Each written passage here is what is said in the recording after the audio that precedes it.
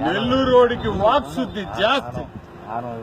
అందుకే మేము ముఖ్యమంత్రి గారికి మంత్రి గారికి కూడా తెలియచేయడం జరిగింది. ఆ రోజు మా తల్లి నా మీద కేసు వచ్చిందయ్యా. ఆమెమో మాత్రం మొత్తం అందరినీ తిట్టచ్చు. ఒకరిని పప్పు, ఒకరిని తుప్పు, సాటి ఎమ్మెల్యేని బండ బూతులు తిట్టచ్చు. 4 బయట పెట్టి ఇంకోటి బయట పెట్టి వాళ్ళందరినీ కూడా ఆమె ఇష్టం వచ్చేది తిట్టచ్చు. శ్రీశ్రీ గారు చెప్పారు ఒకటి,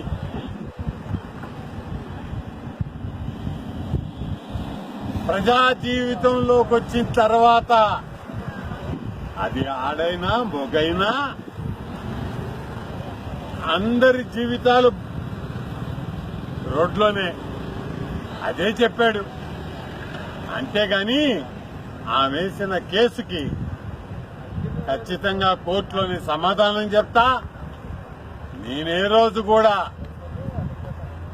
అందరినీ అమ్మ, అక్క, వదిన, చెల్లెమ, పాప అనుకుంటూ వ్యవహరించినటువంటి వాణ్ణి నేను. అటువంటిది ఆ తల్లి పసిపిల్లోని నా మీదేసిన కేసా, నోరు లేనోడి మీద. నేను ఏమన్నానయ్యా? ఆమెకేమన్నా డ్రామాలుంటే, ఆమె ఏదైనా యాక్టింగ్ చేయదలుచుకుంటే టీవీలో చేసుకో, జనం ముందు చేయవా తల్లా, నా బంగారు తల్లా. ఈ భాషలకి ఎన్నిసార్లు చెప్పినా ఇంతేనా? ఇంకేం కావాలా? ఓడిపోయా నువ్వు. ఎవరెవరి గురించి అడుగుతున్నాడు? పిచ్చి కుక్క.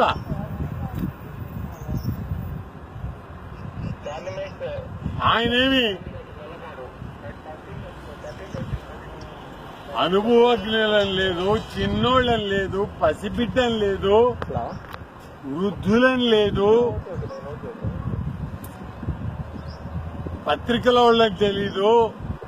ఎవరిని పడితే వాళ్ళని పిచ్చి కుక్క మాదిరి కరవడం తప్ప ఇంకా వేరే ఆలోచనలా. వీళ్ళకంట అమరావతి రావడానికి భయం అంట.